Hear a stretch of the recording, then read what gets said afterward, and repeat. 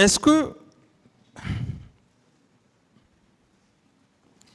vous confirmez que les soins que cette dame, médecin, humaniste, vous a donné, que vous avez interrompu, est-ce que les soins se sont limités là?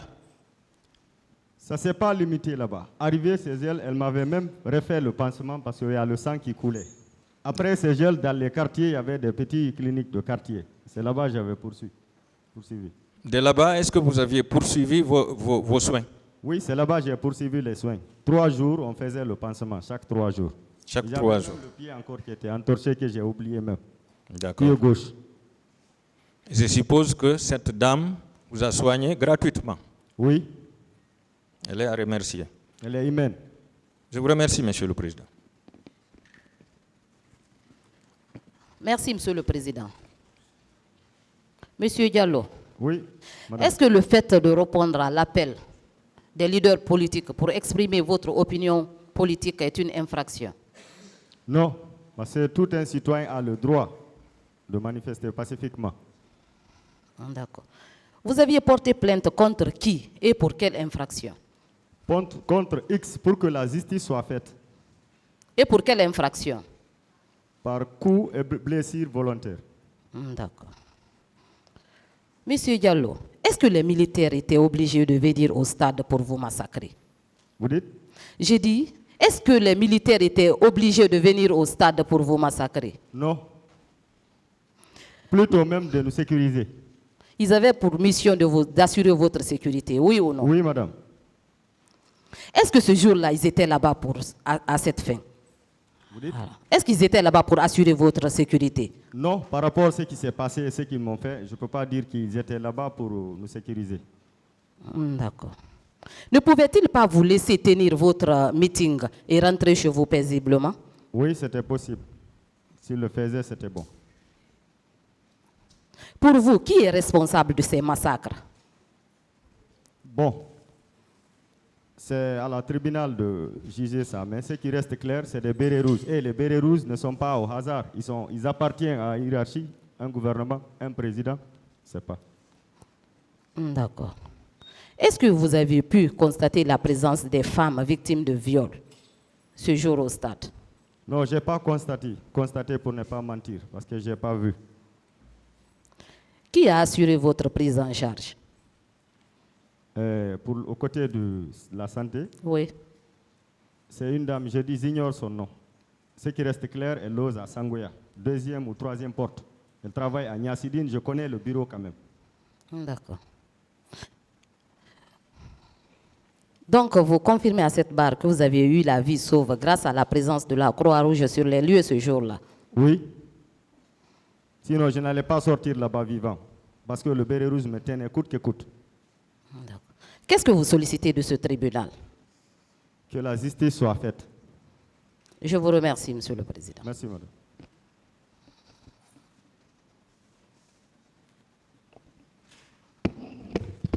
Ok, merci, Monsieur le Président.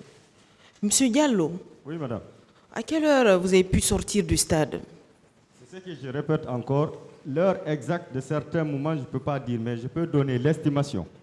On peut dire au moins 11 heures, c'est pas 12 heures, quelque chose comme ça. C'est à cette heure que vous avez pu sortir du stade? C'est au moment que les bérets rouges sont rentrés, en tirant, ils tiraient à balles réelles, à bout portant. Les gens tombaient. Personne n'a cherché à s'arrêter. D'accord. Vous dites que vous avez pu vous faufiler entre les grillages et les barbelés, c'est ça? Oui, ils ont séparé la tribune et le stade, là où on joue le ballon. Il y avait des petites portes de 1 mètre comme ça, et les barbelés. En haut, il y avait une limite comme ça, là. C'est là-bas, par là-bas, je suis sorti. Parce que je ne pouvais pas sortir, il y avait trop de monde. Il y avait de la bousculade au niveau des petites portes. Et comment vous expliquez que vous ayez pu vous sortir de là? Vous avez eu de la chance ou... La question. Je dis, comment expliquer que vous avez pu vous sauver? Est-ce de la chance? Peut-être Dieu n'a pas voulu que je meure, sinon, beaucoup même, peut-être on trouvait la mort au niveau de ces petites portes en sortant même. Ce qui D'accord. m'a même poussé de sortir en haut parce que je ne pouvais pas. Il y avait d'autres qui étaient accrochés, ils ne pouvaient même pas se lever. Donc, si vous avez eu la visso, vous estimez que c'est la main de Dieu? C'est possible, oui. Ok. J'ai plus d'autres questions.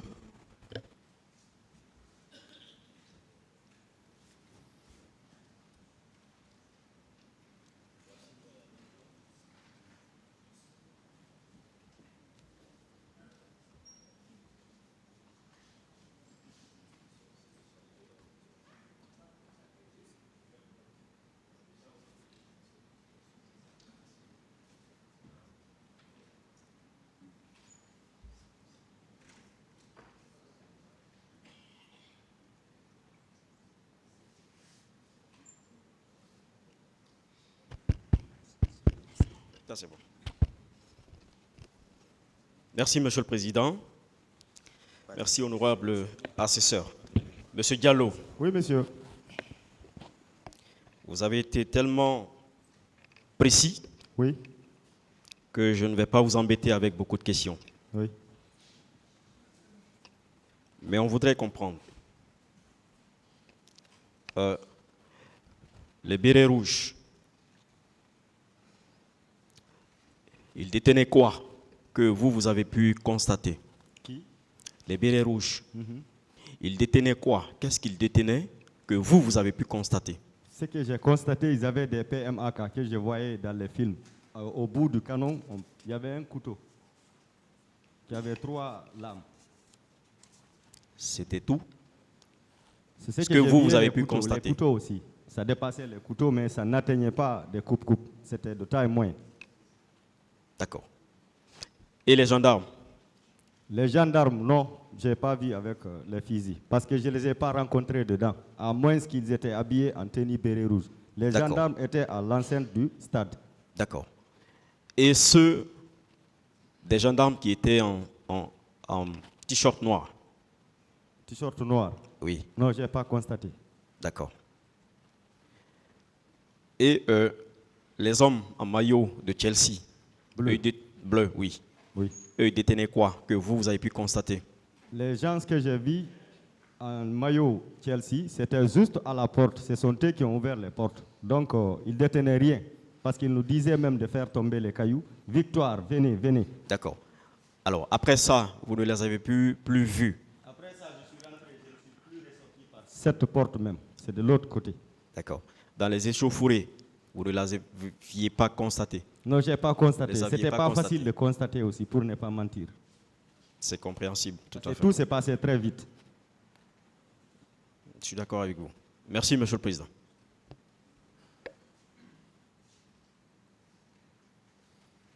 Il n'y a plus de questions. Vous pouvez disposer, M. Gallo. Merci, monsieur.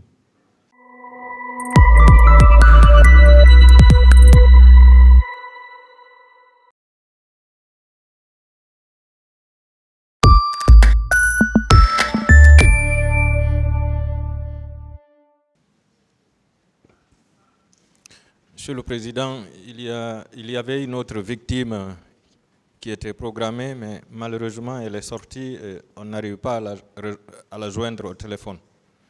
Donc, nous sommes très désolés. Vous pouvez très respectueusement renvoyer cette affaire à demain. Nous allons programmer au moins 4 victimes, s'il vous plaît.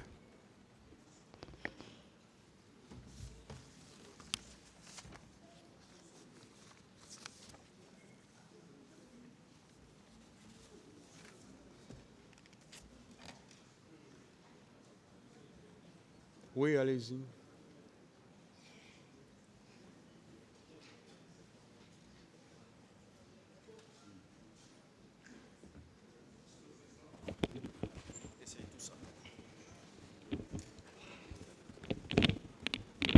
À ce stade, la procédure, la défense du président Moussa Dadis Camara estime que la partie civile est en train de jouer avec le tribunal. Nous pensions que toutes les victimes dont les listes ont été versées au dossier de la procédure devraient être présentes dans la salle pour les entendre et passer à une autre étape. Et nous voudrions que vous puissiez, n'est-ce pas, renvoyer cette affaire à une date de votre convenance pour faire citer les témoins dont les listes ont été déposées avant la première audience. Il faut bien rappeler dans ce dossier que nous sommes en matière criminelle et en la matière, on ne cite pas les témoins n'importe comment. Il y a des personnes que le ministère public, en application du Code de procédure pénale, a fait citer bien avant l'audience. Ces personnes, on sait où les retrouver et nous estimons qu'à ce stade de la procédure, il est nécessaire pour permettre d'avancer. On ne va pas tenir ce procès-là de façon éternelle. Il faut que ce procès-là prenne fin. La partie civile, en tout cas, a eu le temps de faire défiler ici le maximum de victimes. Nous voudrions que vous puissiez, n'est-ce pas, si renvoi doit être ordonné, que ça soit renvoyé pour que les témoins viennent déposer à la barre de votre tribunal. Je vous remercie. Ministère public. Monsieur le Président. Bon, on va avancer, s'il vous plaît, si Oui. c'est dans le même ordre d'idée. Non, ce n'est pas dans le même ordre d'idée. Allez-y alors. Monsieur le Président, la défense du capitaine Marcel suppose qu'il n'y a plus de partie civile à entendre et qu'il n'y a pas non plus de témoins dans ce dossier, dans la mesure où, Monsieur le Président, honorable assesseur, tout le monde a suivi les débats, soit sur Internet ou bien à la télévision nationale. Donc pour nous, Monsieur le Président, cette étape d'audition de témoins n'a plus sa raison d'être dans ce procès. C'est pourquoi nous vous demandons, Monsieur le Président, d'ordonner, s'il n'y a pas d'autres mesures d'instruction que votre juridiction estime nécessaires pour la manifestation de la vérité, de renvoyer pour que les parties, le ministère public fasse ses réquisitions et que nous, de la défense, nous plaidons cette affaire. Je vous remercie. Autre chose. Oui, Monsieur le Président, Messieurs les assesseurs, je trouve qu'on est en train d'aller trop vite en besoin. Ce que je n'approuve pas, c'est le fait que de l'autre côté, qu'on ne parvienne pas à faire venir les victimes et que le tribunal puisse imprimer à ces procès une certaine vitesse. Mais à cette allure-là, vraiment, je ne pense pas que ce soit une bonne chose. Nous aurons souhaité que désormais les victimes viennent, même si c'est possible, et par nombre de 10, de 15, pour nous permettre d'évoluer. Ou alors, s'il n'y a plus de victimes à faire comparaître, que cela soit dit clairement pour qu'une nouvelle étape puisse être entamée dans ces procès. Mais dire à cet instant précis qu'il n'y a pas de témoins à faire comparaître, c'est comme si on n'avait pas suivi ces procès depuis le début, parce que vous avez des citations et des listes de témoins qui ont été produites, et alors qui sont régulièrement versées au dossier. Et il y a eu des demandes qui ont été présentées ici qui n'ont pas encore été examinées. Alors, dire donc à cette étape de la procédure que vous pouvez renvoyer pour les plaidoiries et réquisitions, c'est trop dire. Donc, nous, ce que nous souhaitons est que ce procès puisse aller avec un peu de rigueur, que les avocats des victimes redoublent d'efforts pour faire comparaître le plus grand nombre. Parce que ça fait déjà plusieurs fois que nous venons, les victimes ne comparaissent pas pendant que nos clients sont en détention. C'est ce que je voudrais ajouter et je vous remercie.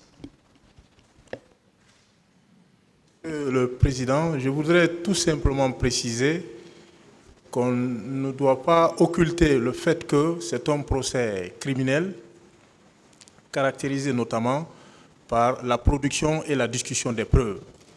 Et à ma connaissance, le législateur a mis un accent particulier, comme le disait tout à l'heure mon confrère Pépé Antoine Lama, sur la comparution des témoins. Donc si à ce stade, les parties civiles ne peuvent pas se présenter, il n'y a aucune diligence à accomplir de ce côté, vraiment nos clients sont en détention, nous vous prions de bien vouloir renvoyer ce dossier-là pour que les témoins comparaissent. Je vous remercie. Ministère le Président. public, s'il vous plaît.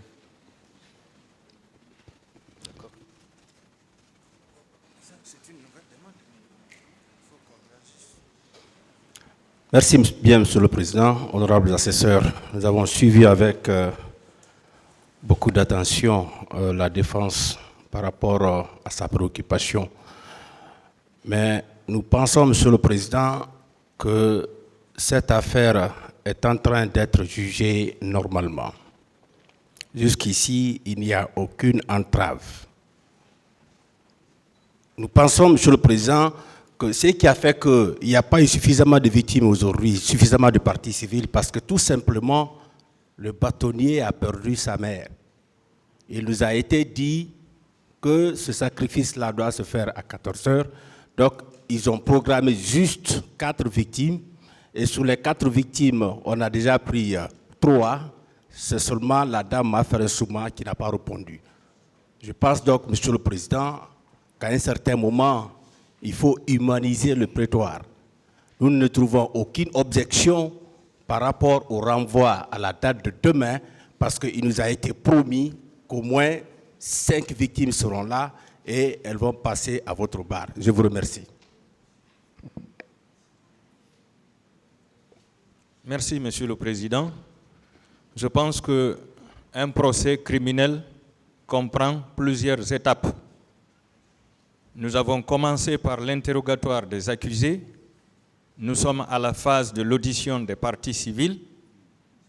Après cette audition des parties civiles sera suivie l'audition des témoins. Après l'audition des témoins, il sera question de passer aux confrontations. C'est après les confrontations qu'on parlera de plaidoirie et réquisition. Je pense que cette défense divisée veut aller trop vite en besogne. Monsieur le Président, vous êtes témoin ici. Il y a eu des parties civiles qui ont passé toute une journée, voire même 2 jours, suite aux multiples questionnaires de la défense, du parquet et de la partie civile. Aujourd'hui, nous avons fait passer 3 parties civiles. Je pense que c'est un record. Et si une seule de ces parties civiles, parmi les 4, s'est absentée, ce n'est pas de la montagne, ce n'est pas de la mer à boire, j'allais dire. Je pense qu'on peut renvoyer valablement cette affaire à demain. Et si vous voulez, on peut faire passer une dizaine de parties civiles, parce que ce que vous ne devez pas oublier, il y a plus de 700 parties civiles dans cette affaire. Donc dire que la partie civile n'a personne à faire comparaître, c'est vraiment ignorer ce dossier. Il y a plus de 700 parties civiles. C'est pourquoi, Monsieur le Président, je réitère la demande, celle qui consiste à renvoyer ce dossier très respectueusement à l'audience de demain pour que nos parties, nos clients puissent passer. Je vous remercie.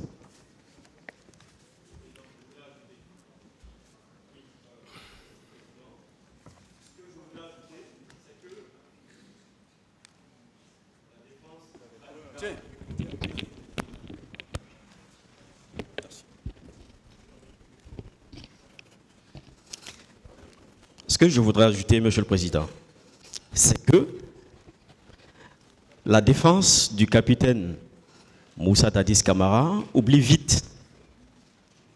Oui. Ce procès a été renvoyé à plusieurs reprises pour permettre, à un moment donné, au capitaine Moussa Dadis Camara d'être prêt. Parfois, on nous disait qu'il ne se portait pas bien. Et du coup, l'audience a été renvoyée à plusieurs jours. Une autre fois, c'était lors du huis clos. Il nous a avancé un motif ici, prétextant qu'il avait des brûlures et qu'il ne pouvait pas comparaître. Donc, le dossier avait été renvoyé pour lui permettre de se rétablir et de comparaître. Alors, Monsieur le Président, si aujourd'hui, nous, qui avons comparu. Parce que le motif ne va pas être que on renvoie le dossier pour comparution de la partie civile. Non, c'est pour la suite des débats. Des parties civiles ont défilé tout à l'heure. C'est juste qu'il y a une prévue aujourd'hui, parmi tant d'autres, n'est pas présente. C'est tout. Si au moins, Monsieur le Président, parmi les 4 qui avaient été programmés pour aujourd'hui, plus de la majorité n'était pas présente, d'accord. Donc, Monsieur le Président, nous vous prions de bien vouloir envoyer ce dossier à demain pour la suite des débats. Je vous remercie.